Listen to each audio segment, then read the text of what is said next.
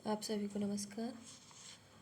अब हम हिंदी साहित्य भारतीय चिंता का स्वाभाविक विकास में ही भक्तों की परंपरा पढ़ेंगे, जिसमें सबसे पहले तो हम लोग हिंदी साहित्य की उपेक्षा पढ़े, जिसमें इस्लाम से लेकर के बौद्ध साहित्य से लेकर के बौद्ध धर्म से लेकर के महायान और नाथ पंथ, ईसाइयों की भक्ति भावना, इस तरह से पढ़े। फिर अपभ्रंश कविता के प्रोत्साहन का प्रश्न पढ़े, फिर संत मत पढ़े, अब भक्तों की परंपरा। तो अब शुरुआत करते हैं।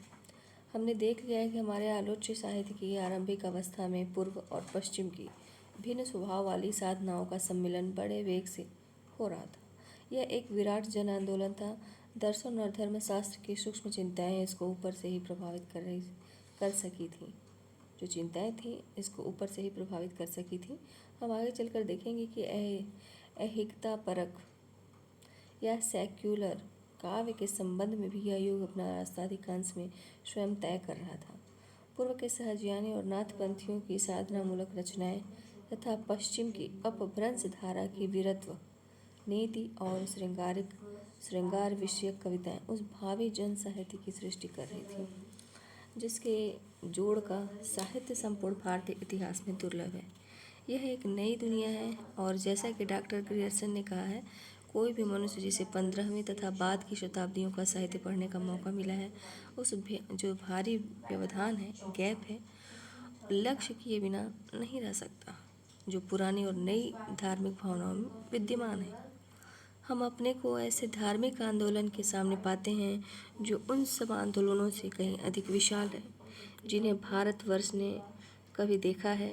यहाँ तक कि वह बौद्ध धर्म के आंदोलन से भी अधिक विशाल है, क्योंकि इसका प्रभाव आज भी वर्तमान है। इस युग में धर्म ज्ञान का नहीं बल्कि भावावेश का विषय हो गया था। यहाँ से हम साधना और प्रेमोल्लास के देश में आते हैं और ऐसी आत्माओं का साक्षात करते हैं जो काशी के दिग्गज पंडितों की जाति की नहीं, बल्कि जिनकी क्षमता मध्य युग के यूरोपियन भक्त Bernard of Clairvaux, Thomas a Kempis, Saint Theresa से है। किससे है? यूरोपियन भक्त Bernard of Clairvaux, Thomas a Kempis और सेंट थेरेसा से है। जो लोग इस युग के वास्तविक विकास को नहीं सोचते, उन्हें आश्चर्य होता है कि ऐसा अचानक कैसे हो गया। विकास को नहीं सोचते, उन्हें आश्चर्य होता है कि ऐसा अचानक कैसे हो गया। स्वयं डॉक्टर गिरसन ने लिखा है कि बिजली की चमक के समान अचानक इस समस्त पुराने धार्मिक मतों के अंधकार के ऊपर एक नई बात दिखाई दी। कोई हिंदू यह नहीं जानता कि यह बात कहाँ से आई और कोई भी इसके प्रादुर्भाव का काल निश्चित नहीं कर सकता, इत्यादि। स्वयं डॉक्टर ग्रियर्सन का अनुमान है कि वह ईसाइयत की देन है, पर यह बात अत्यंत उपहासास्पद है। और यह कहना तो और भी उपहासास्पद है कि जब मुसलमान हिंदू मंदिरों को नष्ट करने लगे तो निराश होकर हिंदू लोग भजन भाव में जुट गए, भजन करने लगे। मैंने इन दोनों का यथाशक्ति अपनी सूर साहित्य नामक पुस्तक में खंडन कर दिया है। यहाँ उन बातों को दोहराने की जरूरत नहीं, क्योंकि इतः पूर्व हम देख चुके हैं कि भारतीय चिंता स्वभावतः इस ओर अग्रसर होती गई है। लेकिन जिस बात को ग्रियर्सन ने अचानक बिजली की चमक के समान फैल जाना लिखा है, वह वैसी नहीं। उसके लिए सैकड़ों वर्ष से मेघखंड एकत्र हो रहे थे, फिर भी उसका प्रादुर्भाव तो एकाएक हो ही गया। इस एकाएक प्रादुर्भाव का कारण विचारणीय रह जाता है। पिछले वक्तव्य को समाप्त करते समय इस कारण की ओर इशारा किया गया था। वह कारण था शास्त्र सिद्ध आचार्यों और पौराणिक ठोस कल्पनाओं से इनका योग होना। ये शास्त्र सिद्ध आचार्य दक्षिण के वैष्णव थे। सुदूर दक्षिण में अलवार भक्तों में भक्तिपूर्ण उपासना पद्धति वर्तमान थी। इसमें अलवार भक्ति में जो भक्तिपूर्ण भावना थी, उपासना की, प्रार्थना की, वो वर्तमान थी। अलवार 12 जो है बताए जाते हैं। अलवार कितने बताए जाते हैं? 12 बताए जाते हैं, जिनमें कम से कम 9 तो ऐतिहासिक व्यक्ति हैं और इनमें आंडाल नाम की एक महिला भी थी। इनमें से अनेक भक्त उन जातियों में उत्पन्न हुए जिन्हें अस्पृश्य कहा जाता है। इन्हीं लोगों की परंपरा में सुविख्यात वैष्णव आचार्य श्री रामानुज का प्रादुर्भाव हुआ। दक्षिण में आज की भांति ही जाति विचार अत्यंत जटिल अवस्था में था। फिर भी जैसा कि अध्यापक क्षिति मोहन सेन ने लिखा है कि इस जाति विचार शासित दक्षिण देश में रामानुजाचार्य ने विष्णु की भक्ति का आश्रय लेकर नीच जाति को ऊंचा किया और देशी भाषा में रचित षट्कोपाचार्य के तिरुवेल्लुवर प्रभृति भक्ति शास्त्र को वैष्णवों का वेद कहकर समाहित किया। धर्म की दृष्टि में सभी समान हैं, लेकिन समाज के व्यवहार में धर्म की दृष्टि में क्या है, सभी समान हैं और समाज की दृष्टि में जाति भेद है। इसीलिए दोनों ओर की रक्षा करके यह व्यवस्था की गई कि प्रत्येक आदमी अलग अलग भोजन करेगा, क्योंकि जाति पाति का सवाल तो पंक्ति भोज में ही उठता है। इसी को दक्षिण में तेन कलाई या दक्षिणवाद कहते हैं।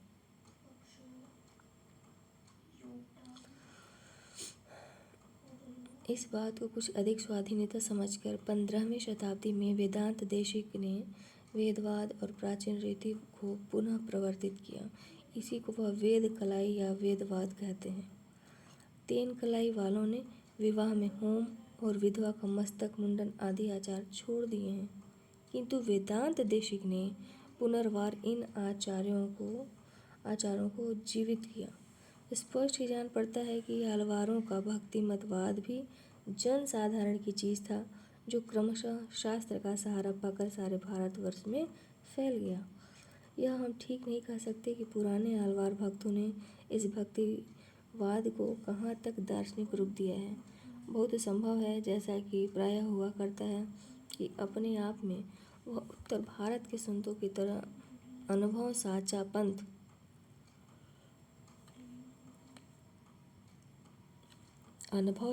पंथ या अनुभूत सत्यों का अस्त व्यस्त रूप रहा हो, जिसे बाद के शास्त्र ज्ञानशाली पंडितों ने ब्यौरेवार सजाया हो और उसे दार्शनिक रूप दिया हो। उत्तर भारत में इन वैष्णव शास्त्रीय आचार्यों की कृपा से उसके दार्शनिक रूप का ही अधिक प्रचार हुआ। ऊपर दक्षिण के जिस वैष्णव आंदोलन की चर्चा की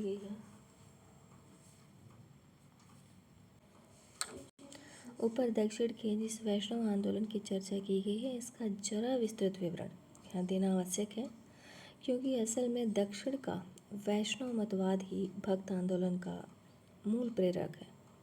12वीं शताब्दी के आसपास दक्षिण में सुप्रसिद्ध शंकराचार्य के दार्शनिक मत अद्वैतवाद की प्रतिक्रिया शुरू हो गई थी। अद्वैतवाद में, जिसे वाद के विरोधी आचार्यों ने मायावाद भी कहा है, जीव और ब्रह्मा की एकता भक्ति के लिए उपयुक्त न थी, क्योंकि भक्ति के लिए दो चीज़ों की उपस्थिति आवश्यक है, जीव की और भगवान की। प्राचीन भागवत धर्म इसे स्वीकार करता था। दक्षिण के अलवार भक्त इस बात को मानते थे। इसीलिए 12वीं शताब्दी में जब भागवत धर्म ने नया रूप ग्रहण किया, तो सबसे अधिक विरोध मायावाद का किया गया। 4 प्रबल संप्रदाय अद्वैतवाद के विरोध में आविर्भूत हुए, जो आगे चलकर संपूर्ण भारतीय साधना के रूप को बदल देने में समर्थ हुए। ये 4 संप्रदाय हैं। रामानुजाचार्य का श्री संप्रदाय, मध्वाचार्य का ब्रह्म संप्रदाय, ब्रह्माचार्य का बाह्म संप्रदाय, विष्णु स्वामी का रुद्र संप्रदाय और निम्बार्काचार्य का निम्बादित्य का सनकादि संप्रदाय। इन चारों संप्रदायों के दार्शनिक मत में भेद हैं, परंतु एक बात में वे सब सहमत हैं। वह बात मायावाद का विरोध है। दूसरी बात जो इन सब में एक है, वह भगवान का अवतार धारण करना है। जीवात्मा सबके मत से भिन्न भिन्न है। वह अद्वैतवादियों की धारणा के अनुसार भगवान में लीन कभी नहीं होता। इन संप्रदायों का हिंदी के भक्ति काल के साहित्य के साथ सीधा संबंध है। श्री संप्रदाय के प्रवर्तक रामानुजाचार्य शेषनाग के अवतार समझे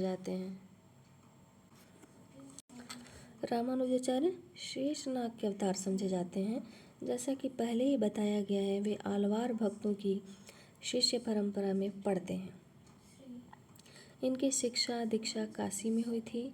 लक्ष्मी ने इन्हें जिस मत का उपदेश दिया था उसी के आधार पर इन्होंने अपने संप्रदाय की प्रतिष्ठा की थी। इसीलिए इस संप्रदाय को श्री संप्रदाय कहते हैं। रामानुजाचार्य मर्यादा के बड़े पक्षपाती थे। इनके संप्रदाय में खान पान, आचार विचार आदि पर बड़ा जोर दिया जाता है।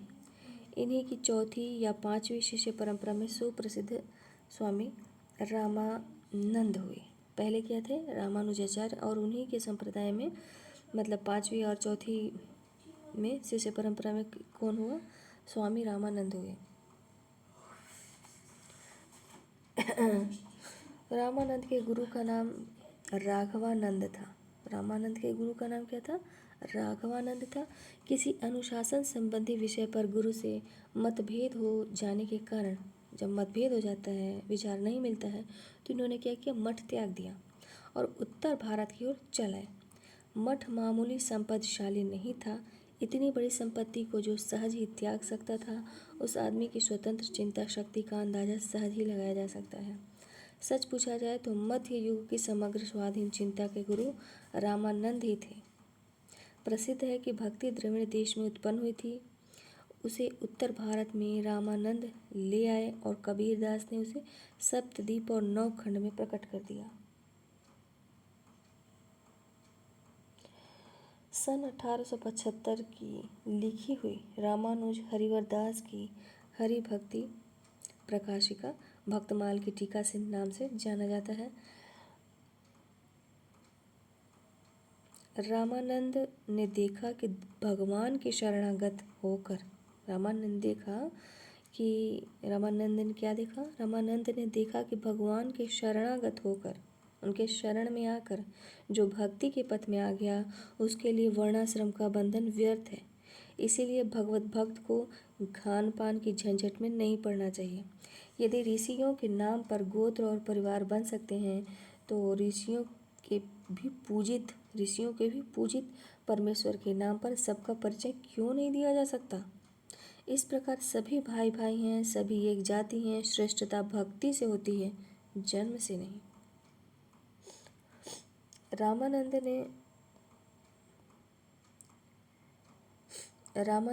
संस्कृत के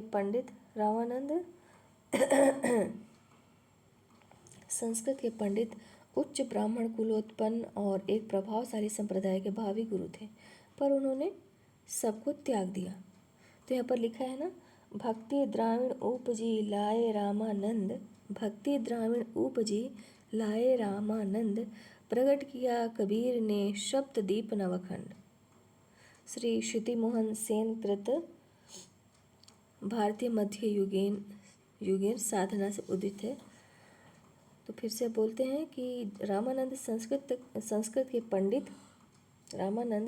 के पंडित उच्च ब्राह्मण कुलोत्पन्न और एक प्रभावशाली संप्रदाय के भावी गुरु थे, पर उन्होंने सबको त्याग दिया।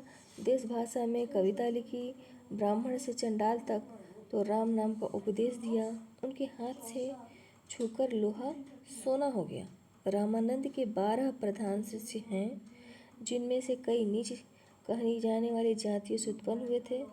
जो नीच जाति है उनमें उत्पन्न हुए 12 शिष्य हैं: रैदास, चमार, कबीर, जुलाहा, धन्ना, जाट, मतलब इस जाति का नाम लिखा है। कबीर जुलाहा जाति से, रैदास चमार जाति से, धन्ना जाट जाति से, सेना नाई जाति से, पीपा राजपूत से, भवानंद, सुखानंद, आशानंद, सुरसुरानंद, परमानंद, महानंद, श्री आनंद कहते हैं। आनंद रामधारी शिष्य पहले रामानुज संप्रदाय के थे, बाद में उन्होंने रामानंद का साथ दिया। रामानंद के इस शिष्यों में कई प्रसिद्ध कवि हो गए हैं। इनमें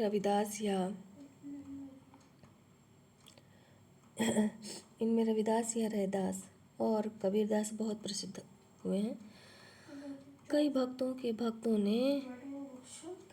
के ने इनके नाम पर अलग अलग संप्रदायों का प्रवर्तन किया, जिसमें कबीरपंथी, खाकी, मलुकदासी, रैदासी और सेनापंथी बहुत अधिक हैं, बहुत प्रसिद्ध हैं। रामानंद स्वयं खान पान के प्रश्न पर ही अपने मूल संप्रदाय से विच्युत हो गए थे। क्या हुए थे? विच्युत हुए थे। अतएव वे शिष्यों से इस प्रकार के आचार विचार पर जोर नहीं दिलवाते थे। बाद में भक्तों में जाति पाति का प्रश्न ही जाता रहा। रामानंद की दूसरी उदारता उपासना पद्धति की स्वतंत्रता है। रामानंद ने रामचंद्र के अवतार और चरित्र को ही लोक और काल के उपयोगी बताया था। उपासना के क्षेत्र में ही वे जाति पाति के बंधन को अस्वीकार करते थे, पर अपने किसी भी व्यक्तिगत मत को उन्होंने शिष्यों पर लाद नहीं दिया। उनके मत से गुरु को आकाश धर्म होना चाहिए, जो पौधे को बढ़ने के लिए आकाश धर्म होना चाहिए, जो पौधे को बढ़ने के लिए उन्मुक्तता दे, न कि शिलाधर्मी जो पौधे को अपने गुरुत्व से दबाकर उसका विकास ही रोक दे। जो विद्वान रामानंद दिग्विजय आदिवाद के बने ग्रंथों के आधार पर रामानंद की इस महिमा को अस्वीकार करते हैं, वे भूल जाते हैं कि संप्रदाय प्रतिष्ठा करने वाले शिष्य सदा लोक के साथ समझौता करके अपने गुरु के महत्व को कम किया करते हैं। कबीरदास में रामानंद के मंत्र बीज ने सबसे अधिक प्रसार पाया। कबीर एक ही साथ 3 बड़ी बड़ी धाराओं को आत्मसात कर सके थे, लेकिन इससे उनके रामानंद के शिष्य होने में कोई बाधा नहीं पड़ी। ये 3 धाराएं इस प्रकार हैं। पहला धारा है उत्तर पूर्व के नाथ पंथ और सहज ज्ञान का मिश्रित रूप। दूसरी धारा है पश्चिम का सूफी मतवाद और तीसरा है दक्षिण का वेदांत भावित वैष्णव धर्म। कबीर के दोहे पद, यहाँ तक कि उलट बासियाँ भी नाथ पंथ और सहज ज्ञान के साधकों के ढंग पर है। कहीं कहीं तो हूबहू वही बात रख दी गई है। दूसरी धारा का क्षीण प्रभाव उनकी प्रेम मूलक रूपक रचनाओं पर है, पर अंतिम धारा ही वास्तव में कबीर को सदा परिचालित करती रही। वास्तव में कबीर दास जो थे वह सदा उनको परिचालित करती रही। सांप्रदायिक शास्त्र ज्ञान को अधिक महत्व देने वाले पंडितों को कभी कभी कबीर की उक्तियों में उद्दंडपन और उटपटांग बातों का आभास मिल जाना असंभव नहीं है, पर अगर वे धीर भाव से विचार करते तो उन्हें मालूम होता कि उस युग के अर्थहीन जात पात के ढकोसलों पर कड़ से कड़ा आघात करना लोक पक्ष का अमंगल नहीं था। आज भी वह अर्थहीन जंजाल वर्तमान है और आज का महापुरुष भी, चाहे वह कोई भी हो, इस पर आघात करने को बाध्य है। लोक पक्ष, उपासना पक्ष और शास्त्र पक्ष की कल्पना से हम ग्रंथगत मतों का विचार कर सकते हैं, पर वास्तविक समस्या का समाधान उससे नहीं हो सकता। रैदास कबीर से अवस्था में बड़े थे और बहुत निरीह भक्त थे। जीवन की बहुविध कठिनाइयों को झेल चुके थे। एक बार ब्रह्म ज्ञान के विषय में कबीर से जब पूछा गया तो कहते हैं, उन्होंने बताया कि मैं बच्चा था, माँ की गोदी में चढ़कर रास्ता पार कर आया हूँ। कबीरदास कहते हैं कि मैं बच्चा था, माँ की गोदी में चढ़कर मैं पार कर आया हूँ। रैदास से पूछो, वे बड़े थे और माँ उनके सिर पर कुछ गट्ठर भी रख दिया था, वे ही रास्ते का मर्म बता सकते हैं। प्रसिद्ध है कि अंत में मीराबाई ने रैदास से दीक्षा ग्रहण की थी, परंतु हाल की खोज में इस मत पर संदेह प्रकट किया गया है।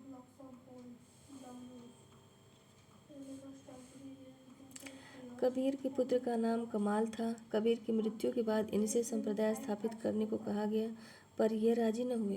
कहते हैं, इसीलिए शिष्यों ने चिढ़कर इन्हें कबीर का वंश डुबा देने वाला कहा। लेकिन कमाल अपने मत पर दृढ़ रहे और अंत तक क्या कहते रहे कि जिसने अपनी सारी जिंदगी संप्रदाय स्थापना के विरुद्ध युद्ध करने में लगाई, मैं उसी के नाम पर संप्रदाय स्थापना का समर्थन नहीं कर सकता। पर अंत में संप्रदाय की स्थापना होकर ही रही।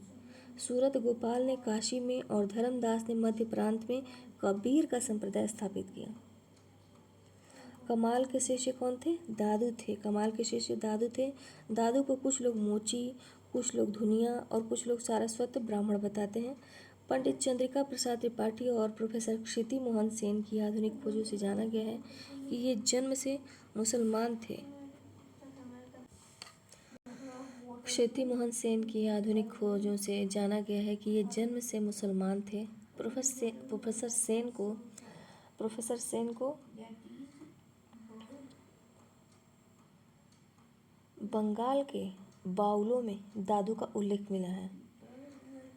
इसमें स्पष्ट बताया गया है कि गुरु दादू का नाम दाऊद था। जो कुछ भी हो, दादू की कवित्व शक्ति और अनुभव आश्चर्यजनक थे। इस संप्रदाय के अन्य भक्तों की भांति ये भी संप्रदायगत शास्त्रीय संस्कारों से मुक्त थे, इसलिए सब प्रकार से अकातर भाव से सत्य ग्रहण कर सकते थे।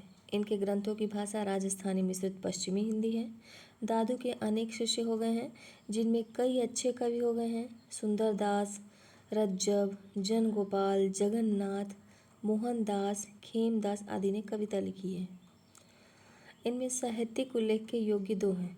देखिए, सुंदरदास और रज्जब और जन गोपाल ये बहुत ही प्रसिद्ध हैं। उसके बाद मोहनदास, खेमदास भी हैं। तो इनमें साहित्य उल्लेख के योग्य दो हैं, सुंदरदास और रज्जब। सुंदरदास बहुत छोटी उम्र में दादू के शिष्य हो गए थे और उन्होंने वर्षों तक काशी में रहकर शास्त्राभ्यास किया था। इसका फल यह हुआ कि इनकी कविता में पांडित्य की मात्रा अधिक है। संतों में अगर किसी ने छत्रबंध, मूरजबंध आदि बाह्य अलंकारिता को आश्रय दिया हो तो वे यही हैं। लेकिन रज्जब बहुत पढ़े लिखे आदमी नहीं थे। वे बड़े सरस ढंग से तत्व की बात कहा करते थे। दादू के शिष्यों में रज्जब शायद सबसे अधिक चिंताशील और भावुक थे।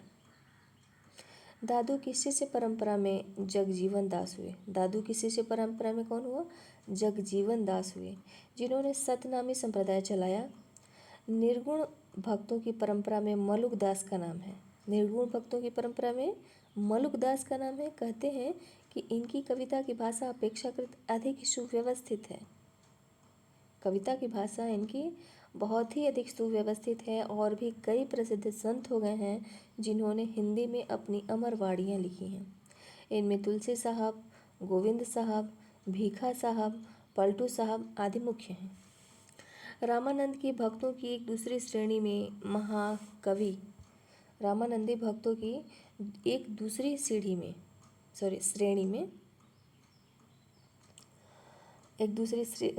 में महाकवि गोसाई तुलसीदास जी हुए।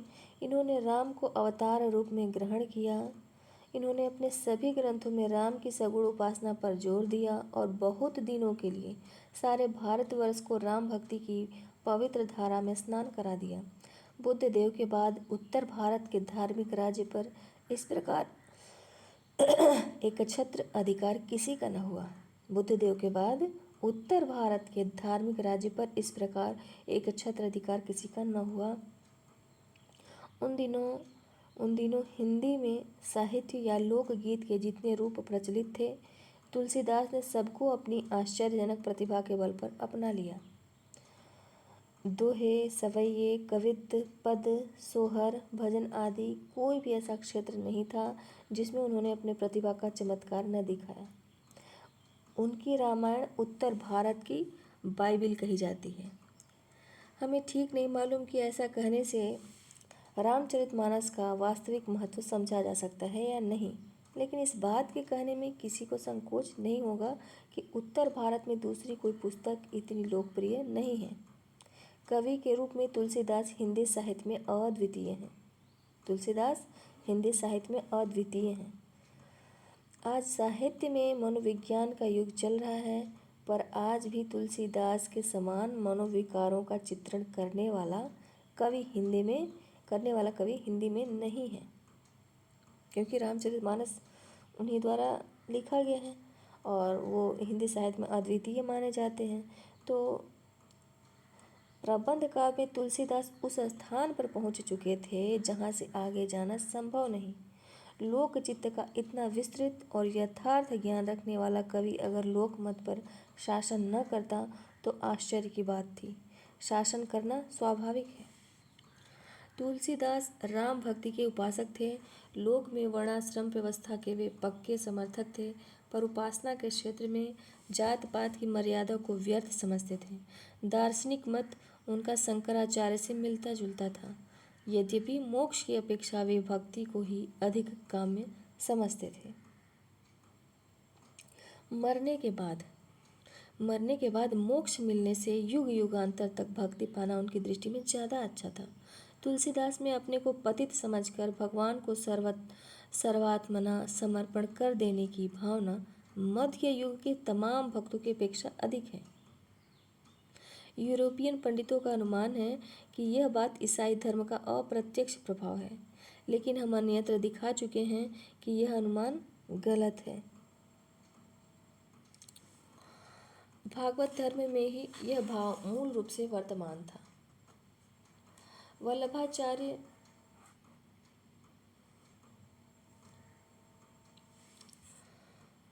भागवत धर्म में ही यह भाव मूल रूप से वर्तमान था।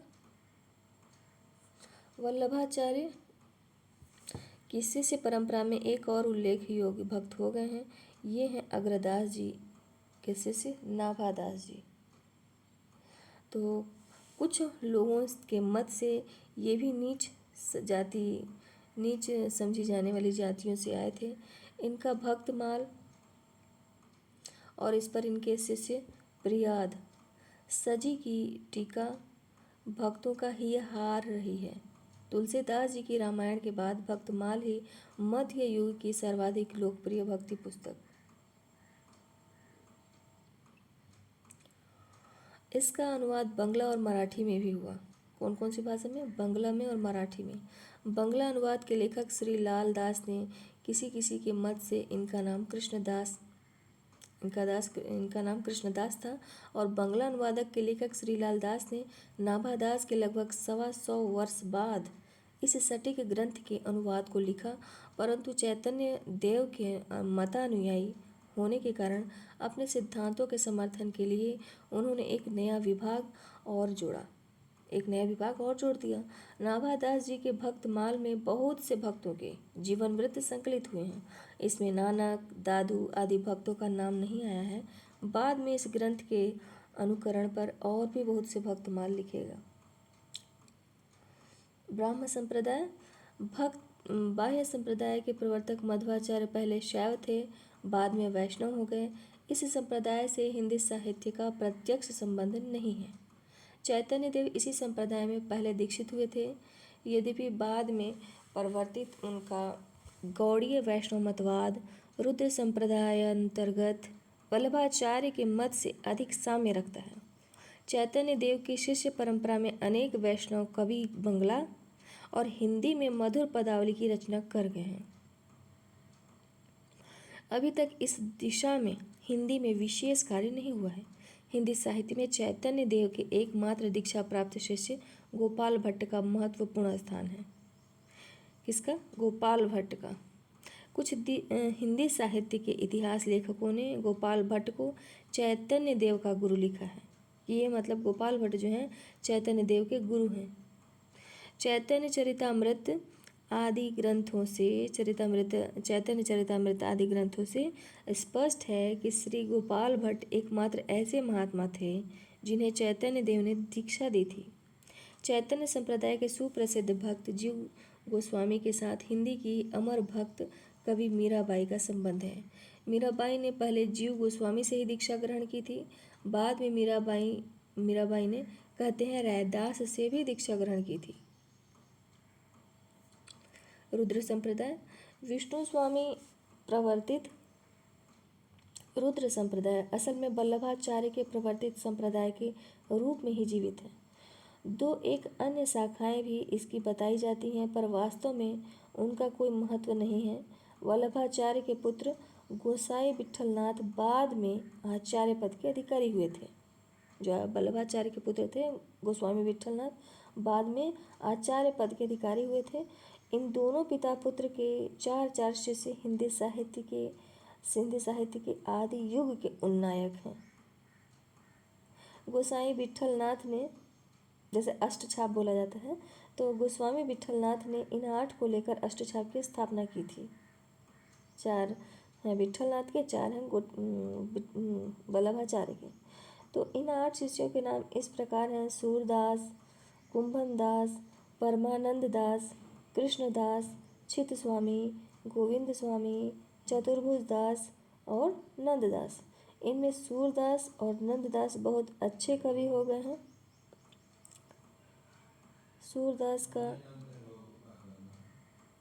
सूरदास का हिंदी में बहुत ऊंचा स्थान है। उनका सूरसागर प्रेम का अद्वितीय काव्य है। इस बात को स्वीकार करने में कड़े से कड़े समालोचक को भी कोई संकोच नहीं होगा कि इस ग्रंथ में हिंदी, प्राकृत और संस्कृत के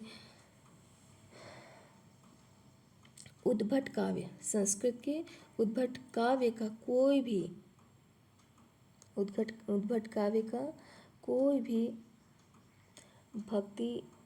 भी उक्ति, चमत्कार, अलंकार, छटा और काव्य सौंदर्य आने से नहीं रहा। भाषा ऐसी सरस और मार्जित है कि सहसा यह विश्वास नहीं होता कि ब्रज भाषा का यह पहला ग्रंथ है।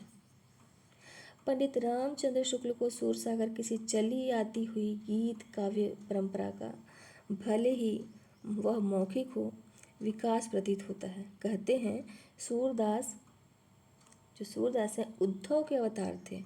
उनका कहना है रामचंद्र शुक्ल जी का कि भले ही वह मौखिक हो, विकास प्रतीत होता है। कहते हैं कि सूरदास उद्धव के अवतार थे और सख्य भाव से भगवान का भजन करते थे। सूरदास के समीक्षकों का दावा है कि संसार का कोई दूसरा कवि बाल्य स्वभाव का इतना सुंदर चित्रण नहीं कर सका जितना सुंदर सूरदास के हाथ हुआ है। और इस विषय में दो मत नहीं हो सकते कि बाल स्वभाव, मातृ प्रेम और संयोग तथा विप्रलम्ब श्रृंगार में सूरदास जो हैं अतुलनीय हैं। जिसमें बाल स्वभाव है, उनके सूरसागर में जो भी है, तो बाल स्वभाव है, मातृ प्रेम है तथा संयोग और विप्रलम्ब श्रृंगार में सूरदास अतुलनीय है। मनोविकासों का ऐसा सरस चित्र अन्यत्र दुर्लभ है। उनका भ्रमर गीत विरह का उमड़ता हुआ महासमुद्र है। इसमें बड़ी सरलता और मार्मिकता के साथ कवि ने वैराग्यवाद, ज्ञान गरिमा और योग तथा निर्गुणवाद का प्रत्याख्यान कराया है। अष्टछाप के अन्य कवियों में सूर के बाद नंददास ही अधिक प्रसिद्ध हैं। इनके ग्रंथों में वल्लभाचार्य के सिद्धांतों का शास्त्रीय ढंग से प्रतिपादन किया गया है। अन्य अष्टछापियों में कवित्व की अपेक्षा महात्मापन अधिक है। सब लीला गान को प्रधानता देते हैं और जैसा कि वल्लभाचार्य ने बताया है कि लीला का कोई और प्रयोजन नहीं है, स्वयं लीला ही प्रयोजन है। इन भक्त कवियों के लीला गान का भी कोई अन्य प्रयोजन नहीं है, स्वयं लीला गान ही प्रयोजन है। गोसाई विट्ठलनाथ के सुपुत्र गोसाई गोकुलनाथ जी ने 252 वैष्णवन की वार्ता और 84 वैष्णवों की वार्ता नामक ग्रंथ लिखे। गोरखनाथ जी के 200 वर्षों बाद ही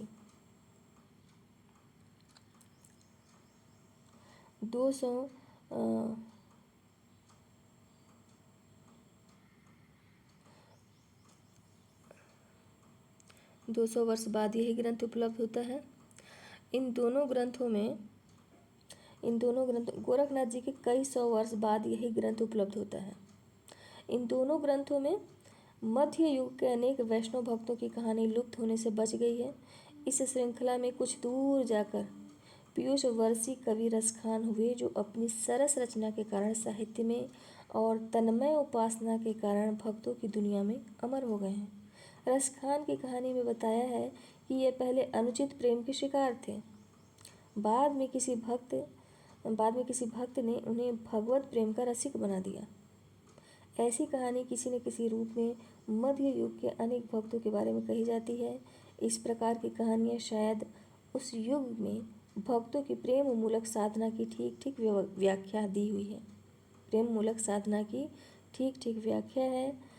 किस प्रकार एक ही मनोविकार लोक में एक रूप धारण करता है और भगवद विषयक होकर एकदम विपरीत दूसरा रूप धारण करता है।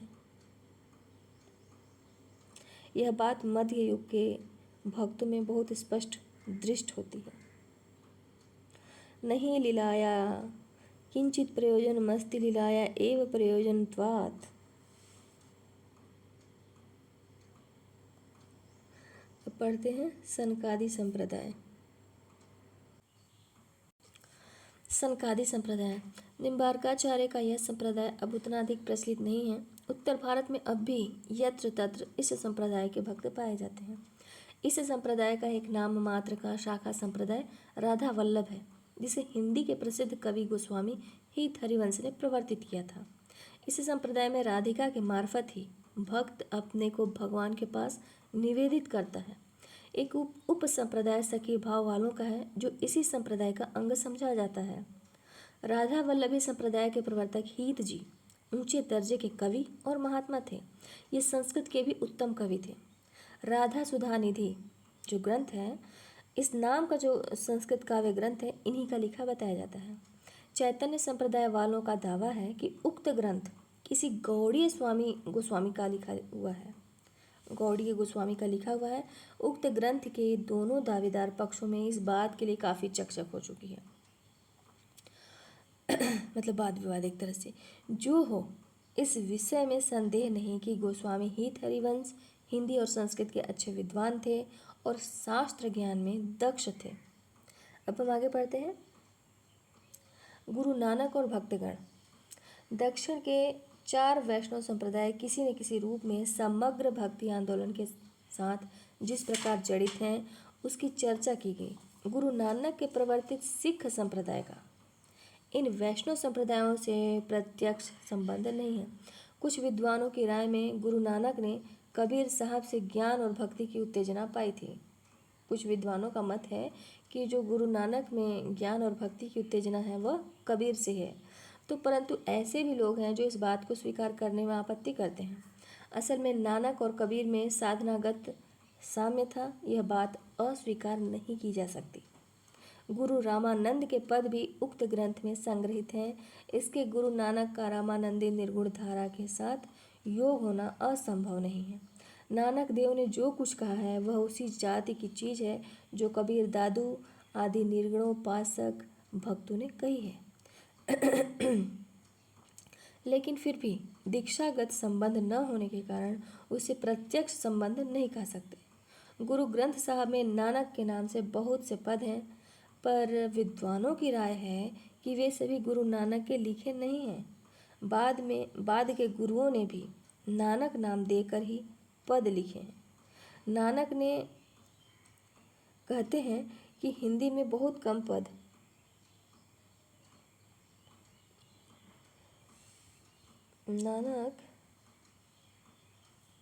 नानक ने कहते हैं कि हिंदी में बहुत कम पद लिखे थे। जो कुछ है भी उनमें पंजाबी का मिश्रण बहुत है।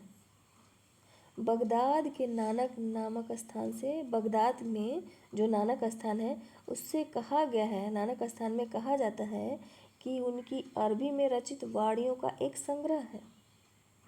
नानक के बाद 9 उत्तरोत्तर शिष्य हुए, जिनमें अनेक कवि थे। अंतिम गुरु गोविंद सिंह की कविता में भक्ति और वीर भाव की प्रधानता है।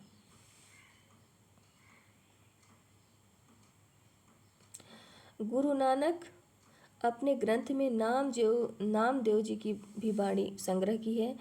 नामदेव जी का जन्म 1373 ईस्वी में महाराष्ट्र के दर्जी वंश में हुआ था। रामानंद की तरह भक्ति को ये भी दक्षिण से उत्तर भारत में ले आए थे। कहते हैं विष्णु स्वामी, वोहरदास, जल्लो, लड्डा प्रभृति शिष्यों ने उनका समाधि मंदिर तैयार कराया था, पर इस बात का कोई पुष्ट प्रमाण अभी तक नहीं मिल सका है कि रुद्र संप्रदाय वाले विष्णु स्वामी और ये विष्णु स्वामी का एक ही थे।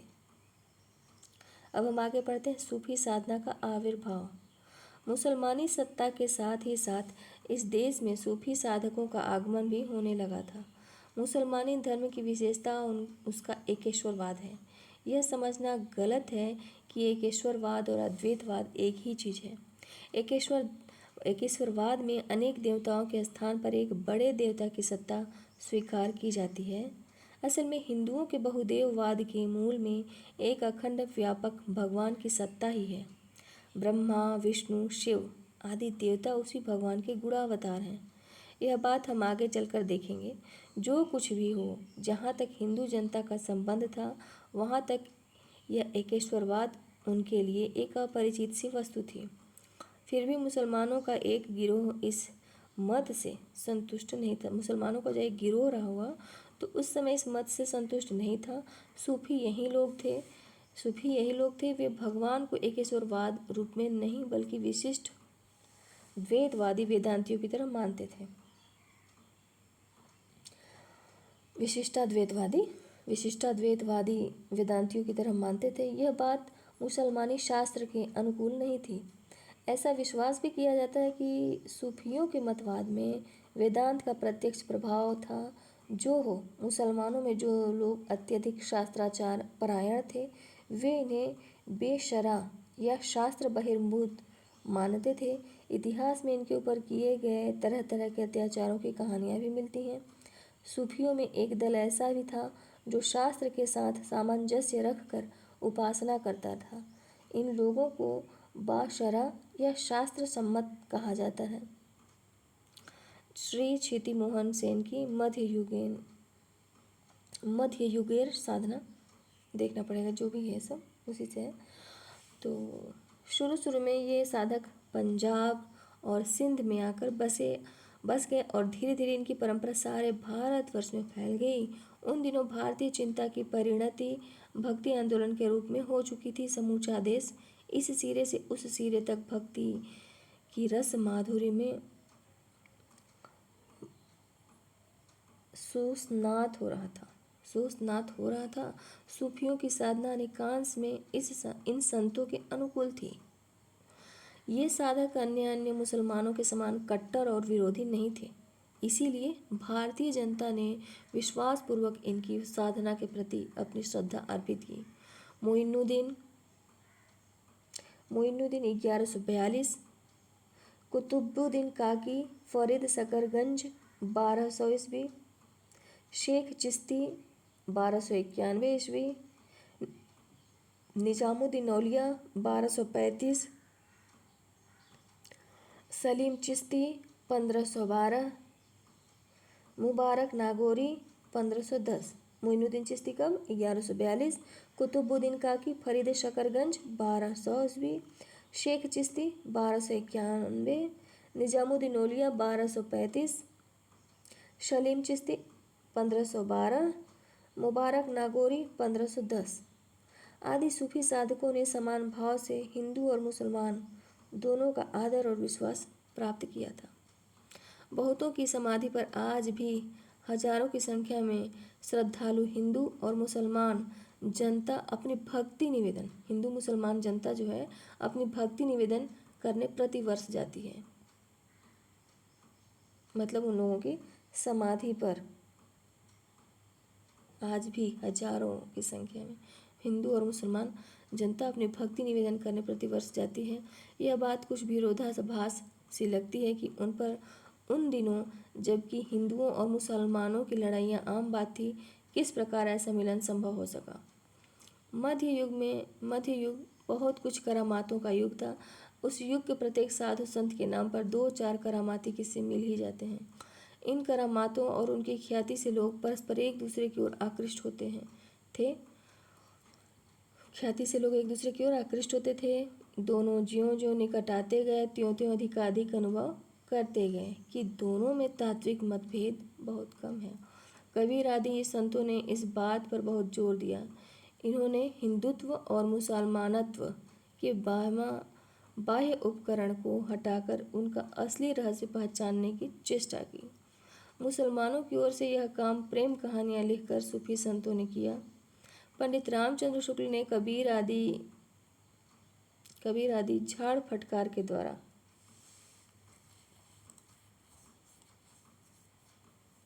पंडित रामचंद्र शुक्ल ने कबीर आदि झाट फटकार के द्वारा चिढ़ाने वाले सिद्ध हुए। संतों के साथ उनकी तुलना करते हुए कहा कि कबीर आदि का प्रयत्न हृदय स्पर्श करने वाला नहीं हुआ। मनुष्य मनुष्य के बीच जो रागात्मक संबंध है वह उसके द्वारा व्यक्त न हुआ। अपने नित्य के जीवन में जिस हृदय साम्य का अनुभव मनुष्य कभी कभी किया करता है उसकी अभिव्यंजना उससे न हुई। कुतुबन, जयसी आदि इन प्रेम कहानी के कवियों ने प्रेम का शुद्ध मार्ग दिखाते हुए उन सामान्य जीवन दशाओं को सामने रखा जिनका मनुष्य मात्र के हृदय पर एक सा प्रभाव दिखाई पड़ता है। हिंदू और मुसलमान हृदय को आमने सामने करके अजनबीपन मिटाने वालों में इन्हीं का नाम लेना पड़ेगा। इन साधकों ने हिंदी में एक विशेष प्रकार के साहित्य को लुप्त होने से बचा लिया।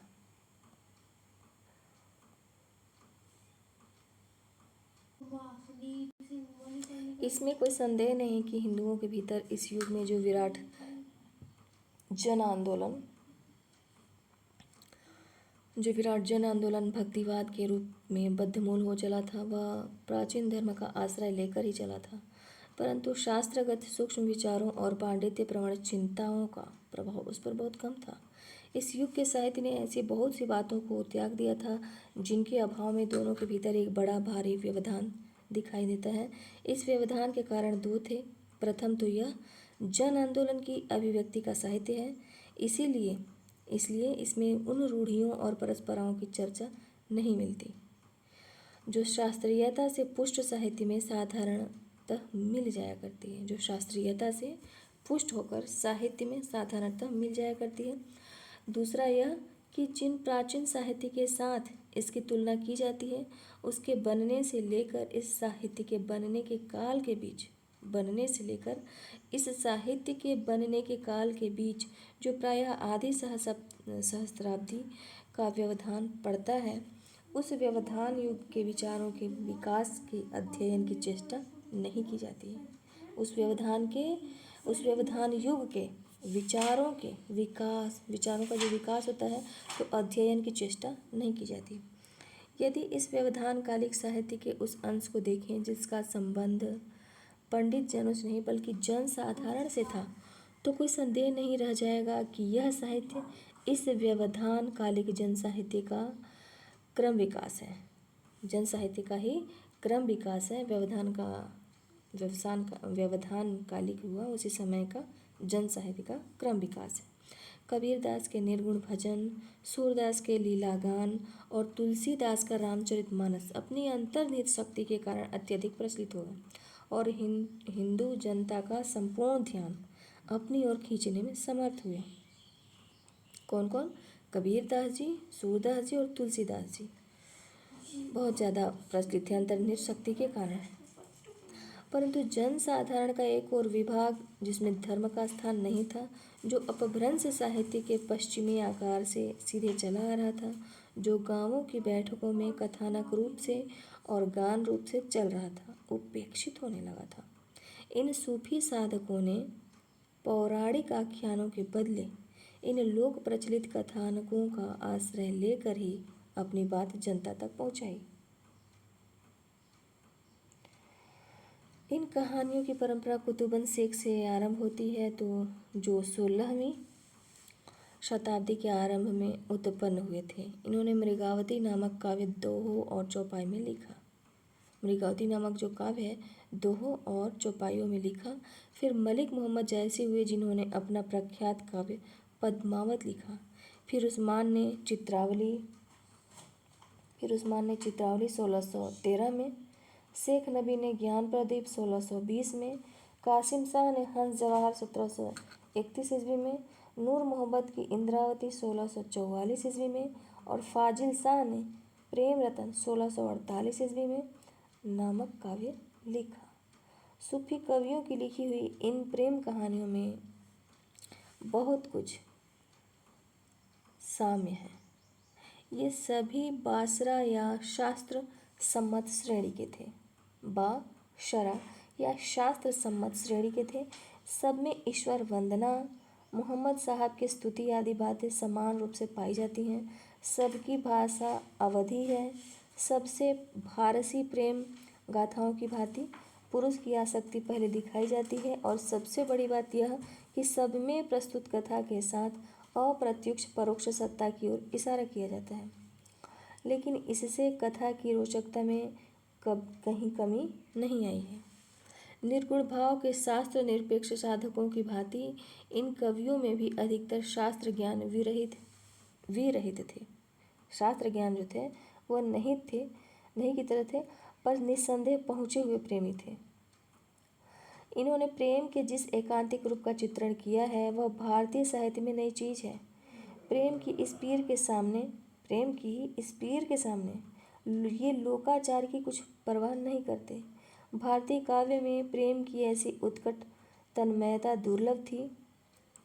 विरह का वर्णन करने में ये कवि कमाल करते हैं। ये कथा के लिए नहीं कहते, इनका लक्ष्य जो है सदा भगवती प्राप्ति के लिए रहती है। इसीलिए भगवान के विरह में जीवात्मा की तड़पन का ये बड़ी सजीवता के साथ वर्णन करते हैं। इन कवियों में सर्वश्रेष्ठ पद्मावतकार मलिक मोहम्मद जायसी हैं, जिनके काव्य सौंदर्य को चमत्कारिक रूप से उद्घाटन करने का श्रेय हिंदी के प्रसिद्ध आलोचक पंडित रामचंद्र शुक्ल को है। किसको है? पंडित रामचंद्र शुक्ल जो हैं पद्मावत का जो लेखक हैं, कवि हैं मोहम्मद जायसी, जिनके काव्य सौंदर्य को एक तरह से चमत्कारिक रूप से उद्घाटन करने का श्रेय इन्हीं को जाता है, शुक्ल जी को। पद्मावत की प्रस्तावना में आपने जैसी काव्य मर्मज्ञता दिखाई है, जो पद्मावत है तो उसकी प्रस्तावना में ही उन्होंने जैसी काव्य मर्मज्ञता दिखाई है, वैसी हिंदी तो क्या अन्य आधुनिक भारतीय भाषाओं में भी कम ही मिलेगी। अन्य आधुनिक भारतीय भाषा है उसमें भी कम मिलेगी। यह प्रस्तावना अपने आप में एक अत्यधिक महत्वपूर्ण साहित्यिक कृति है। कुछ लोगों को भ्रम है कि पद्मावत आदि में दोहे और चौपाइयों में प्रबंध काव्य लिखने की जो प्रथा है वह सूफी कवियों का अपना क्या है, आविष्कार है। प्रबंध काव्य लिखने की जो प्रथा है एक तरह से सूफी कवियों का अपना आविष्कार है। यह बात नितांत ब्रह्मजन्य है। सहजयान के सिद्धों में से सरहपाद और कृष्णाचार्य के ग्रंथ में दो चार चौपाइयों के बाद दोहा लिखने की प्रथा पाई जाती है। जैसे यहाँ पर भी दिया है, सरहपाद की रचना में चौपाई और दोहों का एक उदाहरण यहाँ पर दिया हुआ है। ऐसे विषण संधि को पैसई जो जई अत्थि सऊ जाव दिसई, जो जई अत्थि षडऊ जाव न दिसई, पंडिय सल सत्त बखाड़ई, देहिय बुद्ध वसंत रजाड़ई, गमड़ा गमण तेन बिखंडिय, तो विड़लज भड़ई हऊँ पंडिय। तो फिर से ऐसने विषण संधि को पैसई जो जई अत्थि इड़ऊ जाव न दिसई, पंडिय सल सत्त बखाड़ई, देहिय बुद्ध वसंत रजाड़ई, गमड़ा गमण तेन विखंडिय, तोड़ी ऋलज भड़ई हऊँ परी, जीवंतः जो नौ जरई सो अजरामर होई, जीवंतः जो नौ जरई सो अजरामर होई, गुरु उभये से विमलई सो पर घृणा कोई। तो इनके सहजयान के सिद्धों में सरहपाद और कृष्णाचार्य के ग्रंथ में दो चार, जो सरहपाद का भी हम लोगों ने पढ़ा, दोहा और चौपाई का, तो इसमें क्या है कि दो चार चौपाइयाँ अर्धालिया के बाद दोहा लिखने की प्रथा पाई जाती है। अपभ्रंश काव्य में 10-10, 12 चौपाइयों, अर्धालियों के बाद घत्ता, उल्लाला आदि लिखकर क्या 12-12 चौपाई और 10-10, अपभ्रंश काव्यों में 10-10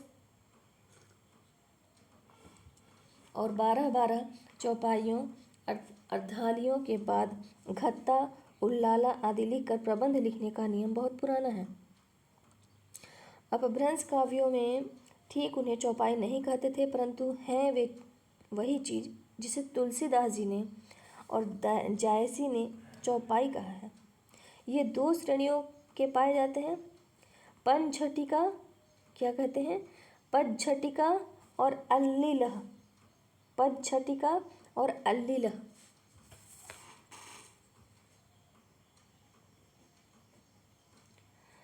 इनमें अल्लीलह तो चौपाई ही है। अंतर इतना ही है कि चौपाई के अंत में दो गुरु हो सकते हैं, पर इसमें अंत में लघु होने चाहिए। यह अंतर भी जो है व्यवहार में शिथिल हो जाता है। 10-12 पदझटिका या अल्लीलह, जिसके बाद घत्ता या कव्व या उल्लाला होते हैं। इन छेदात्मक छंदों अर्थात घत्ता, उल्लाला आदि के बीच की अल्लीलह आदि चौपाई जातीय छंदों की पंक्तियों को अपभ्रंश साहित्य में कड़वक कहते हैं। क्या कहते हैं? कड़वक कहते हैं। किसको किसको कहते हैं? छेदात्मक छंदों अर्थात घत्ता, उल्लाला और बीच की अल्लीलह आदि चौपाई छंदों की पंक्तियों को अपभ्रंश साहित्य में कहते हैं। क्या कहते हैं? कड़वक कहते हैं अपभ्रंश साहित्य। इस प्रकार यह पद्धति अर्थात कड़वक के बाद छेदात्मक, उल्लाला या कव्व छंद देकर धारावाहिक रूप से प्रबंध काव्य लिखना सूफी कवियों की इजाद नहीं है। भविष्यत कहा नामक अपभ्रंश काव्य से एक उल्लाला छेदक कड़वक उद्भित किया गया। यह एकदम परवर्ती कथानकों के दोहा छेदक चौपाइयों के समान ही है। तासु पुरायु कम्मो अड़ी टठू जायड़ धड़वई यई पैठू सा कसलगिरी तम जी अवलोयड़ु चरियई तम जीताई रवजोवड़ु तम जीता ही चारितु सुड़ी मल्लु तम वच्छल्लु वयड़ु पिय कोमलु रवर पुव कमहो परिमड़ार्मि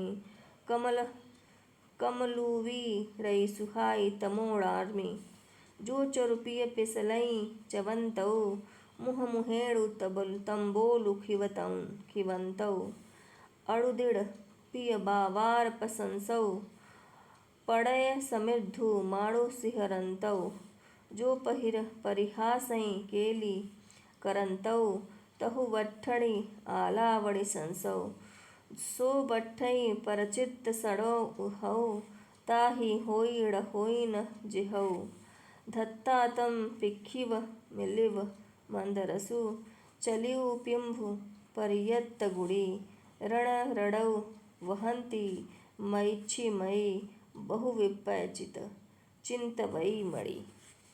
तो इस तरह से भविष्यत कहा नामक अपभ्रंश काव्य से एक उल्लाला छेदक कड़वक यहाँ पर दिया हुआ है, जिसमें एकदम परवर्ती कथानकों के दोहा छेदक चौपाइयों के समान ही है।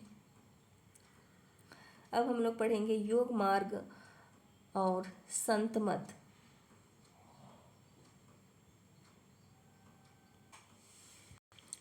भारतीय साहित्य में परम पद प्राप्त करने के 3 मार्ग अत्यंत प्राचीन काल से चले आ रहे हैं।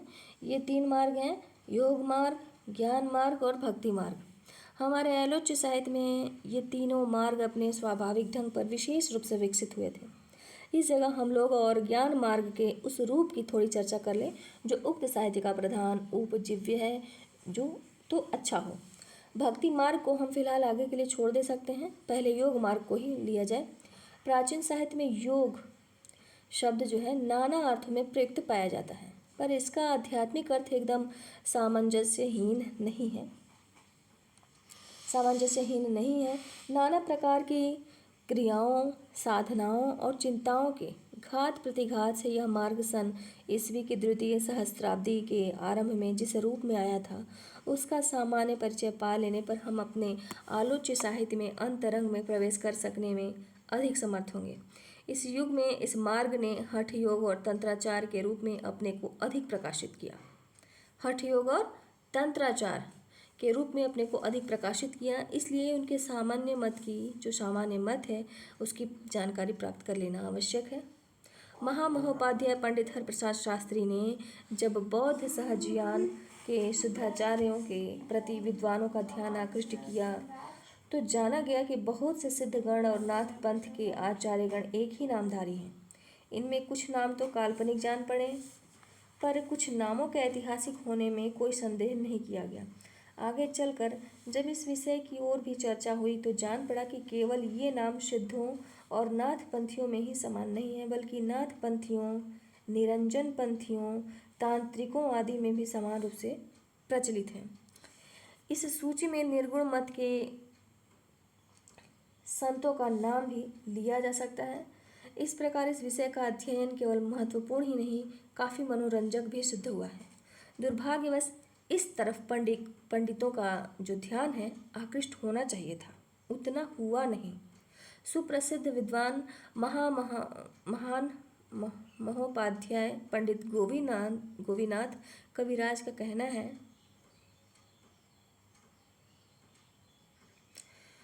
कि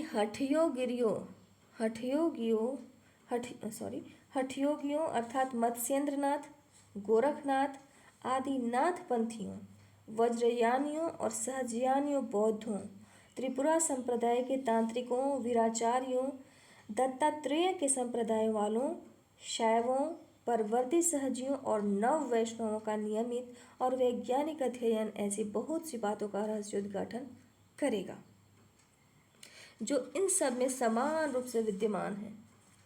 महायान बौद्ध धर्म और तंत्रवाद का संबंध बहुत ही महत्वपूर्ण है और इस संबंध में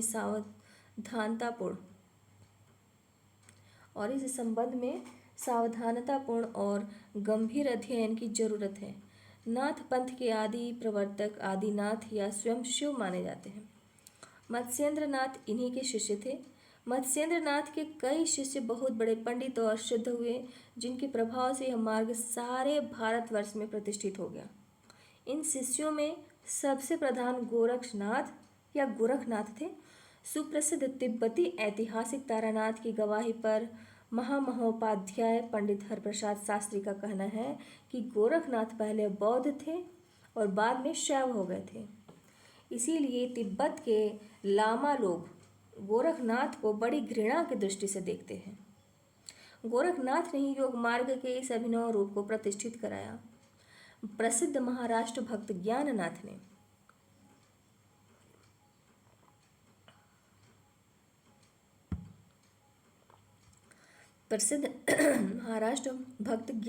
ने अपने को गोरखनाथ की शिष्य परंपरा में माना है।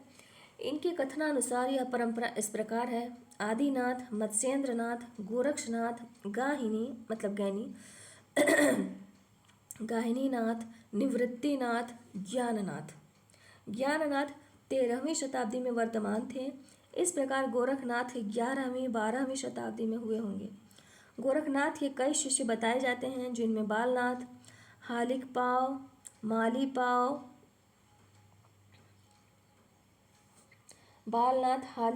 मालीपाव आदि मुख्य थे। बंगाल के राजा गोपीचंद की माता मयनामती भी इनकी शिष्या थी। हालिकपाव या हाड़ीपा हाड़ी नामक अत्यंज जाति में उत्पन्न हुए थे। किस जाति में? अत्यंज जाति में उत्पन्न हुए थे। पहले ये बौद्ध थे, बाद में नाथपंथी हो गए थे। इन्हीं का एक और नाम जालंधर नाथ है। गोपीचंद्र इन्हीं जालंधर नाथ के शिष्य थे। हालिकपाव या हाड़ीपा हाड़ी नामक अत्यंत जाति में उत्पन्न हुए थे और इन्हीं का नाम क्या हुआ? जालंधर नाथ। तो एग्जाम में पूछा भी जा सकता है कि जालंधर नाथ का मुख्य नाम पहले क्या था? हालिकपाव हाड़ीपा हाड़ी, यही है। और इसके बाद गोपीचंद्र इन्हीं जालंधर नाथ के शिष्य थे। राजा Bhartrihari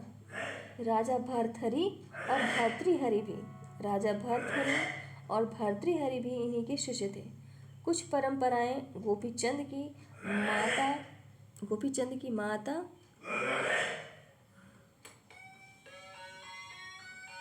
short text inscribed on a gravestone in honor of the deceased. Piece of the writing that uses honor to bring तो कुछ परंपराएं गोपीचंद की माता जो मयनामती को भी इन्हीं की शिष्या बताते हैं। इन योगियों की अद्भुत और आश्चर्यजनक करामातों की सैकड़ों कहानियां देश के इस सिर से उस सिरे तक फैली हुई हैं।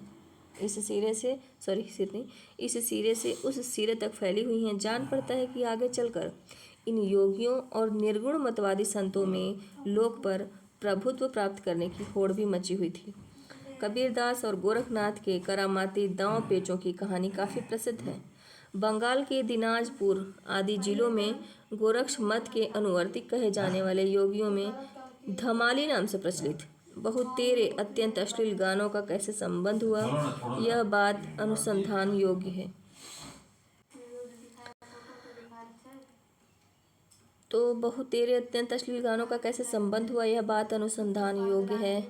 इस प्रसंग में केवल एक बात याद दिला देना चाहता हूँ कि जिस पर अगर अनुसंधान किया जाए तो कुछ नई बात जानी जा सकती है। युक्त प्रांत और बिहार में होली के अवसर पर जो अश्लील और अश्राव्य गान गाए जाते हैं उन्हें जोगीड़ा कहते हैं। क्या कहते हैं? जोगीड़ा। बिहार में होली के अवसर पर जो अश्लील और अश्राव्य गान गाए जाते हैं उन्हें क्या कहते हैं? जोगीड़ा। जोगीड़ा गा लेने के बाद लोग कबीर गाते हैं और जो और भी भयंकर होते हैं। क्या इन जोगीड़ों और कबीरों के साथ योगियों और कबीर पंथियों की किसी प्राचीन प्रतिद्वंदिता की स्मृति जड़ी हुई है, या ये अश्लील गान भी उलटबाजियों की भांति किसी युग में किसी अप्रस्तुत अंतर्निहित सत्य की ओर इशारा करने वाले माने जाते हैं?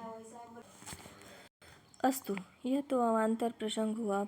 प्रस्तुत यह है कि हमारे आलोच्य काल के साहित्य में सबसे प्रभावशाली मत जिस पर वैष्णव मत को विजय पाना था, यही योग मार्ग है। यह ऐतिहासिक सत्य है कि युक्त प्रांत के और मध्य प्रदेश के उन भागों में जहाँ की भाषा हिंदी है, वैष्णव मतवाद के प्रचार के पूर्व सर्वाधिक प्रचलित मतवाद शैव धर्म था। पर साधारण जनता चमत्कारों पर अधिक विश्राम करती है और इन योगियों के चमत्कारों की बड़ी ख्याति थी। सूरदास ने अपने भ्रमर गीत के प्रसंग में इस योग मार्ग की विकटता का प्रदर्शन करके वैष्णव धर्म की श्रेष्ठता प्रतिपादित की है। पर कबीरदास आदि ने इनकी संपूर्ण पद्धति स्वीकार करके फिर रूपक द्वारा अपनी बात को इसी पद्धति के बल पर प्रतिष्ठित करने का मार्ग अवलंबन किया है। जायसी के तथा अन्य प्रेम गाथाकार कवियों के ग्रंथों से पता चलता है कि योगियों का मार्ग ही उस समय अधिक प्रचलित था। जो राजा अपने प्रेम व्यापार में निष्फल हो जाता था वह योगी हो जाता था। लोक कथाओं में इन योगियों का बहुत उल्लेख है। उस युग के मुसलमान यात्री इन योगियों की करामनों का वर्णन बहुत ही हृदयग्राही भाषा में करते हैं। भक्ति के बाद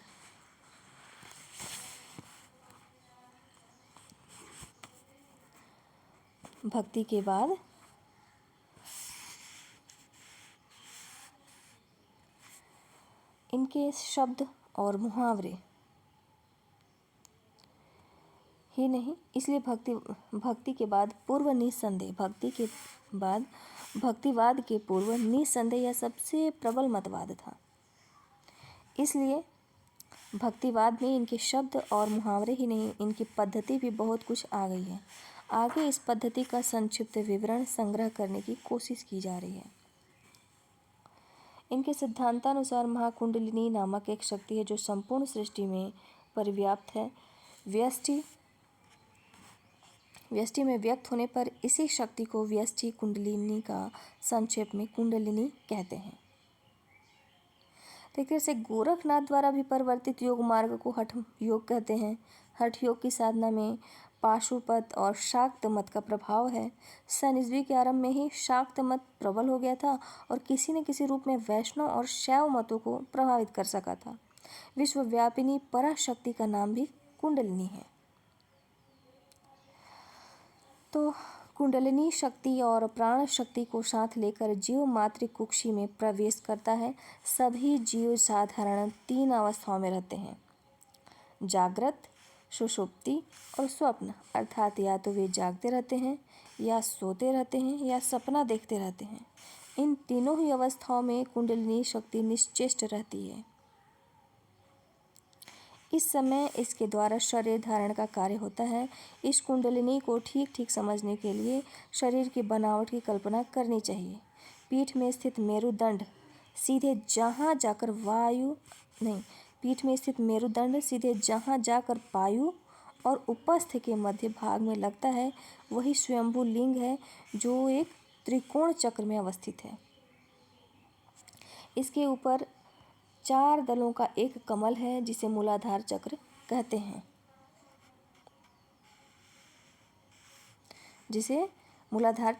हैं। फिर उसके बाद 4 दलों का एक कमल है जिसे मूलाधार चक्र कहते हैं। फिर उसके ऊपर नाभि के पास स्वाधिष्ठान चक्र, जो 6 दलों के कमल के आकार का है। इस चक्र के ऊपर मणिपुर चक्र है और अनाहत चक्र है, और ये दोनों क्रमशः 10 और 12 दलों के, ये दल जो हैं 10 और 12 दलों के पद्म के आकार के हैं। इसके ऊपर विशुद्धाक्ष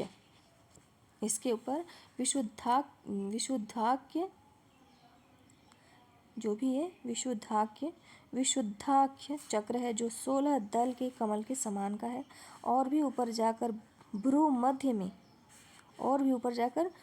मध्य में आज्ञा नामक चक्र है, जिसमें सिर्फ 2 ही दल हैं। भ्रू मध्य में कितने दल हैं? 2 दल हैं। और विशुद्धाक्ष चक्र में 16 दल के कमल के समान के आकार का है। यही वे 6 चक्र हैं जिन्हें षट चक्र कहकर बारंबार उत्तरकालीन संतों ने स्मरण किया है। इन चक्रों को भेद करने के बाद मस्तक में शून्य चक्र है, जहाँ जीवात्मा को पहुँचा देना योगी का चरम लक्ष्य है। इस स्थान पर जिस कमल की कल्पना की गई है उसमें 1000 दल हैं, इसीलिए इसे सहस्रार चक्र भी कहते हैं। अब मेरुदंड में प्राणवायु को वहन करने वाली कई नाड़ियां हैं, जिनमें कुछ का आभास हम सांस लेते समय पाते हैं। जो नाड़ी बाईं ओर है उसे ईड़ा, और जो दाहिनी ओर है उसे पिंगला कहते हैं। कबीरदास इन्हीं दोनों को कभी कभी इंगला पिंगला कहकर स्मरण करते हैं। कौन? कबीरदास। ये दोनों ही बारी बारी से चलती रही है। इन दोनों के बीच सुषुम्ना नाड़ी है। इसी से होकर कुंडलिनी शक्ति ऊपर की ओर प्रवाहित होती है। असल में सुषुम्ना के भीतर भी कई और सूक्ष्म नाड़ियां हैं। सुषुम्ना के भीतर वज्रा, उसके भीतर चित्रिणी और उसके भी भीतर ब्रह्मनारिणी। तो सुषुम्ना के भीतर क्या है? वज्रा है, उसके भीतर है सुषुम्ना के भीतर, फिर क्या हो गया?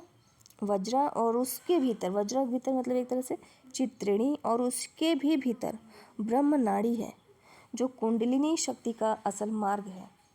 साधक नाना प्रकार की साधनाओं द्वारा कुंडलिनी शक्ति की ऊपर की ओर ऊर्ध्वमुख उद्बुद्ध करता है। साधारण मनुष्य में कुंडलिनी अधोमुखी रहती है। जो है अधोमुख रहती है, और इसीलिए ऐसा मनुष्य काम क्रोधादि का कृतदास बना रहता है।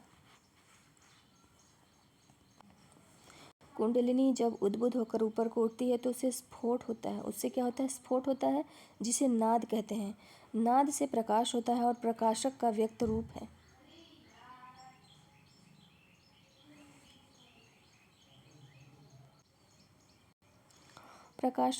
रूप है। महाबिंदु। यह बिंदु 3 प्रकार का होता है इच्छा, ज्ञान और क्रिया।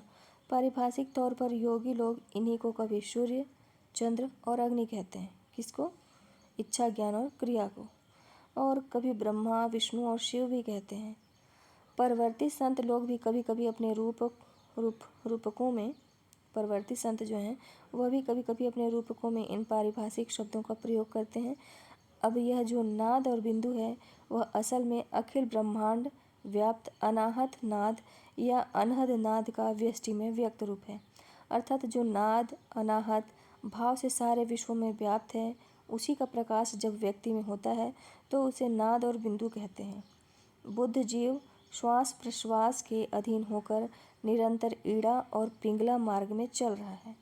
सुषुम्ना का पंथ प्रायः बंद है, इसलिए जो सुषुम्ना है उसका पंथ जो है प्रायः बंद है।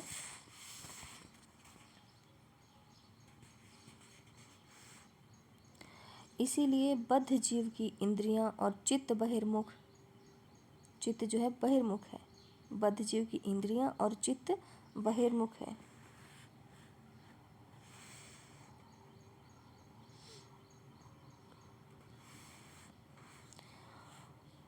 जो अखंड नाद जगत के अंतस्थल में और निखिल ब्रह्मांड में निरंतर ध्वनित हो रहा है, उसे वह नहीं सुन पाता। परंतु जब क्रिया विशेष से सुषुम्ना पंथ उन्मुक्त हो जाता है और कुंडलिनी शक्ति जाग उठती है, तो प्राण स्थिर होकर उस शून्य पथ से निरंतर, सुषुम्ना का पथ प्रायः बंद है, इसीलिए बद्ध जीव की इंद्रियां और चित्त बहिर्मुख है। जो अखंड नाद जगत के अंतस्थल में और निखिल ब्रह्मांड में निरंतर ध्वनित हो रहा है, उसे वह नहीं सुन पाता। परंतु जब क्रिया विशेष में सुषुम्ना पथ उन्मुक्त हो जाता है और कुंडलिनी शक्ति जाग उठती है, तो प्राण स्थिर होकर उस शून्य पद से निरंतर उस अनाहत ध्वनि या अनाहत नाद को सुनने लगता है। ऐसा करने से मन विशुद्ध और स्थिर होता है, और उसकी स्थिरता के साथ ही साथ यह ध्वनि अधिक सुनाई नहीं देती, क्योंकि चिदात्मक आत्मा उस समय अपने स्वरूप में स्थिर हो जाता है और फिर बाह्य प्रकृति से उसका कोई सरोकार नहीं होता।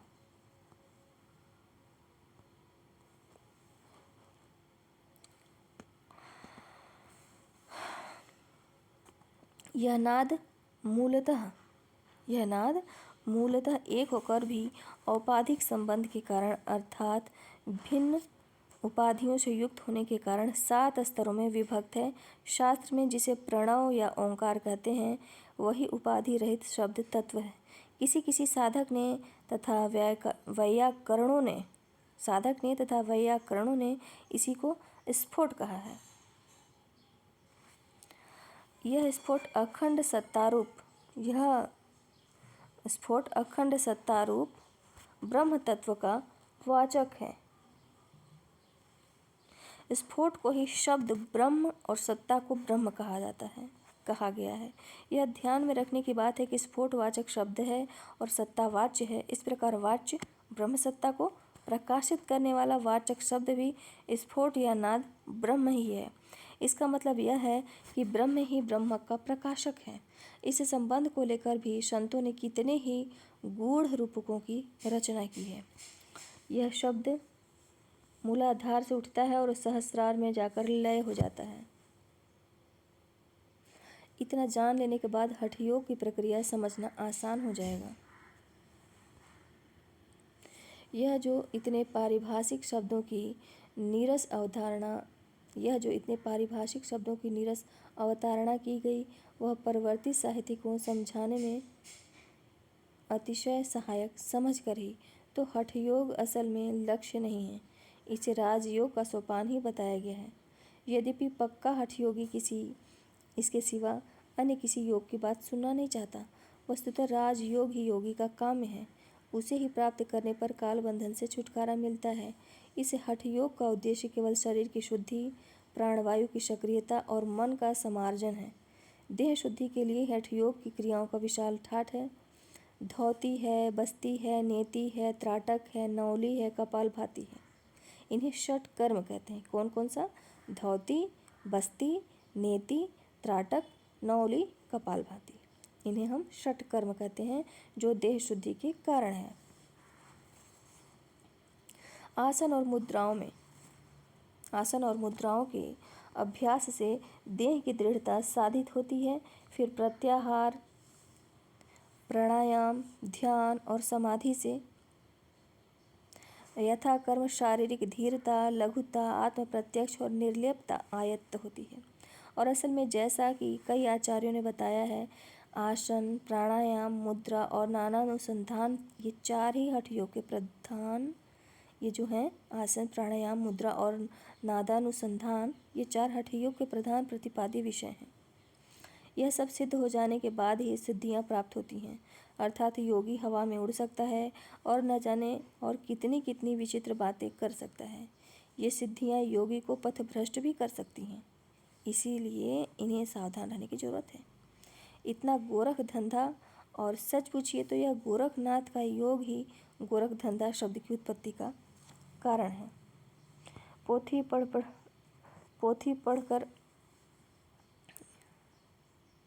पोथी पढ़कर नहीं हो सकता, मनन चिंतन और निधिध्यासन से भी यह नहीं हो सकता, इसे तो करके दिखाना पड़ता है।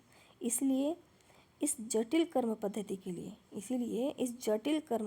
के लिए सद्गुरु की बड़ी जबरदस्त आवश्यकता होती है।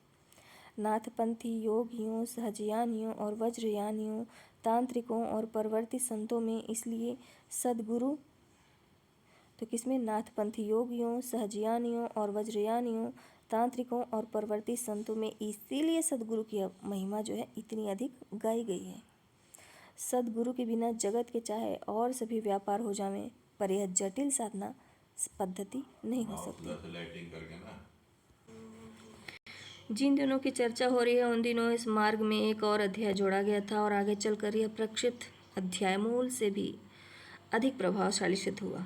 सद्गुरु की कृपा से सब सिद्धियां प्राप्त होती हैं और इसे बिना हठ योग तो क्या कोई भी योग अग्रसर हो ही नहीं सकता। अब विश्वास किया जाने लगा कि सद्गुरु अपनी अंगुली से आज्ञा चक्र को छू दे तो बिना किसी टंटे के सब कुछ सिद्ध हो जाएगा, सब कुछ सिद्ध हो जाता है। यह नहीं कहा जा सकता कि यह विश्वास ढकोसला था या गपोड़ियापन का परिणाम था। साथ ही यह भी नहीं कहा जा सकता कि सद्गुरु सचमुच ऐसा कर सकते हैं या नहीं। ये सब बातें साधना की हैं। जो लोग यह सब जानते हैं वे ललकार कर कहते हैं कि आजमा कर देख लो। हम लोग जो इस विषय से सर्वथा अपरिचित हैं, जो केवल पोथी पढ़कर इस साधना की बातें गलत सही ढंग से खुरच कर बटोर लेते हैं, इस विषय में कोई राय नहीं कायम कर सकते। सच पूछिए तो इस प्रकार बिना अनुभव किए राय देना सिर्फ हिमाकत ही नहीं है, अन्याय भी है। जो बात प्रस्तुत विषय से संबद्ध है वह इतनी है कि उन दिनों के साहित्य में इस विषय का भूरिशः उल्लेख मिलता है। जबकि हठयोग की पद्धति क्रिया बहुल रही होगी, उस समय इस पद्धति का साधक विरल होना नितांत स्वाभाविक है। पर जब गुरु की कृपा पर सब कुछ निर्भर किया जाने लगा होगा तो स्वभावतः ही अधिकाधिक लोग सद्गुरु की खोज में लगे रहे होंगे। उनमें से सैकड़ों गुरु के निकट सत्पात्र होने की आशा से निरंतर उम्मीदवारी करते रहे होंगे। यह बात तो निश्चय ही उन दिनों भी असंभव ही रही होगी कि हजारों की संख्या में लोग सिद्ध योगी हो जाएं। पर साधारण जनता को सद्गुरु की कृपा के नाम पर आतंकित करने वाले और उन पर रौब जमाने वाले छोटे मोटे योगियों की एक विराट वाहिनी जरूर तैयार हो गई होगी। ऐसा सचमुच ही हुआ था। ऐसे अलख जगाने वाले योगियों से सारा देश सचमुच ही भर गया था। तुलसीदास जैसे शांत शिष्ट महात्मा भी इन योगियों की बाढ़ से चिढ़ गए थे। एक जगह अलख जगाने वाले योगी को फटकारते हुए वे कहते हैं, तुलसी अलख ही का लख है, राम नाम लखु नीच। मध्य युग के संतों की वाणियों के अध्ययन से यह बात और भी स्पष्ट हो जाएगी। इस हठ योग और तंत्रवाद ने इस देश में गुरुवाद का जो विकृत रूप प्रचार किया, उसका बंधन अब भी भारतवर्ष काट नहीं सका है। संतों की वाणियों में जहाँ बार बार सद्गुरु की शरण जाने का उपदेश है, वहाँ गुरु की पहचान पर बहुत अधिक जोर दिया गया है। यह सहज समाधि है क्या चीज़? योगियों के यत्न से जब प्राणायाम के द्वारा वायु ब्रह्मरंध्र में प्रवेश करता है तो जिस आनंदपूर्ण अवस्था को प्राप्त होता है उसे योगी लोग लय या मनोन्मनी, कबीरदास के शब्दों में उन्मुनी रहनी या सहजावस्था कहते हैं। यही योगियों की सहज समाधि है। पर कबीरदास इसको सहज समाधि नहीं कहते। उनकी परिकल्पित सहज समाधि में साधक जहाँ कहीं जाता है वही परिक्रमा करता रहता है। जो कुछ करता है वही सेवा कहलाती है। उसका सोना, दंडवत बोलना, नाम जप, सुनना, सुमिरन, खाना पीना ही पूजा है। अर्थात सगुणोपासक भक्तगण भगवान के विग्रह की परिक्रमा, सेवा, नाम जप आदि द्वारा जो भक्ति दर्शाते हैं वह सभी सहज समाधि के साधारण आचरण द्वारा ही सिद्ध हो जाती है। और फिर योगी लोग जिन क्रियाओं से परम लक्ष्य को प्राप्त करने का दावा करते हैं वह भी उसे नहीं करनी पड़ती, वह अनायास ही उसे सिद्ध हो जाती है। उसे आंखें नहीं मूंदनी पड़ती, कष्ट नहीं उठाना पड़ता। खुली आंखों ही निखिल चराचर में परिव्याप्त भगवत सत्ता का साक्षात्कार उसे हो जाता है। यह समाधि आसन मार के नहीं करनी होती। उठते बैठते सब यह समय यह संभव है। स्पष्ट ही ऐसी समाधि वही लगा सकता है जो असीम ब्रह्मांड में परिव्याप्त अनंत सत्ता को सदा सर्वदा अनुभव कर सके। यह ज्ञान का विषय है। कबीर दास इस ज्ञान द्वारा प्राप्त अनुभव मतलब अनुभव हो समाधि को ही श्रेष्ठ समझते हैं। इस ज्ञान के न आने का कारण माया है। माया से बद्ध जीव इस जगत को गलत समझता है, अर्थात जो नहीं है उसकी सत्ता अनुभव करता है और जो है उसकी सत्ता नहीं अनुभव कर पाता। कबीर दास ने बार बार इस माया से सावधान रहने को कहा है। सच्चा ज्ञान होने बार बार छोड़ने की जरूरत नहीं है। तो पहले हम देखते हैं साधो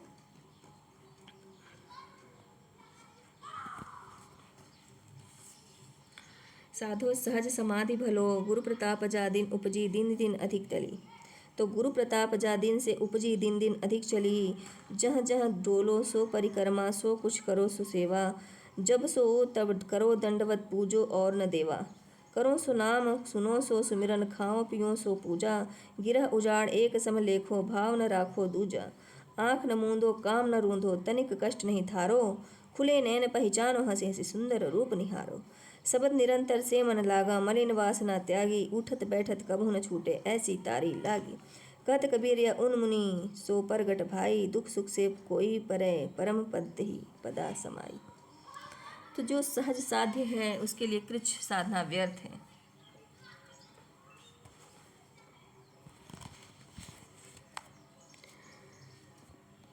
कबीर के बाद उनके संप्रदाय वालों ने या तो कबीर को संपूर्ण वेदांती बना देने की चेष्टा की या संपूर्ण योगी। उनका योग मार्ग की ओर झुकाव बढ़ता ही गया। ऐसे भजन कबीर के नाम पर मिल जाते हैं जिसमें आसन या प्राणायाम करने की शिक्षा दी गई है। तो पहले यहाँ पर डंडा मुद्रा आदि के धारण करने की जरूरत नहीं रहती।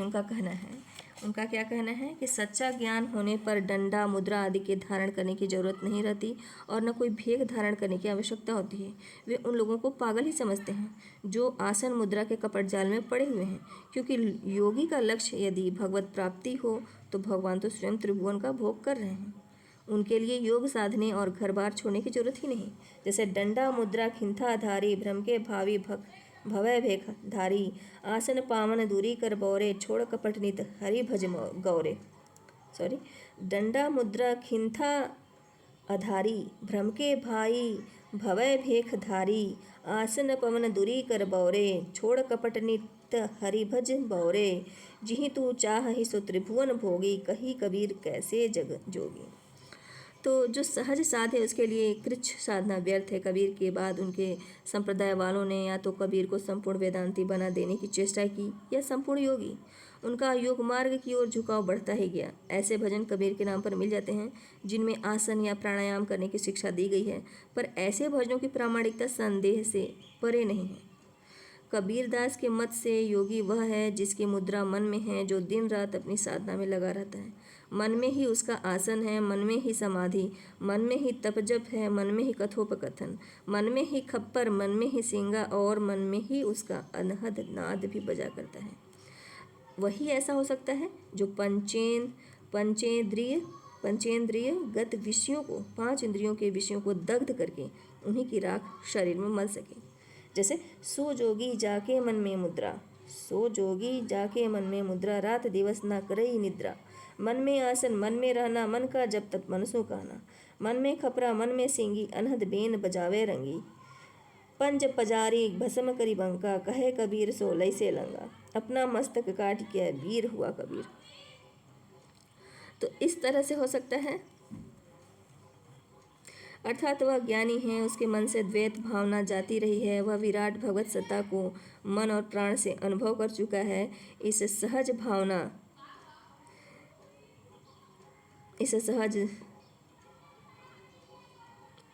वह विराट भगवत सत्ता को मन और प्राण से अनुभव कर चुका है। इस सहज साधना के लिए निर्गुण मत के साधक योग और तंत्र के कृच्छ्राचार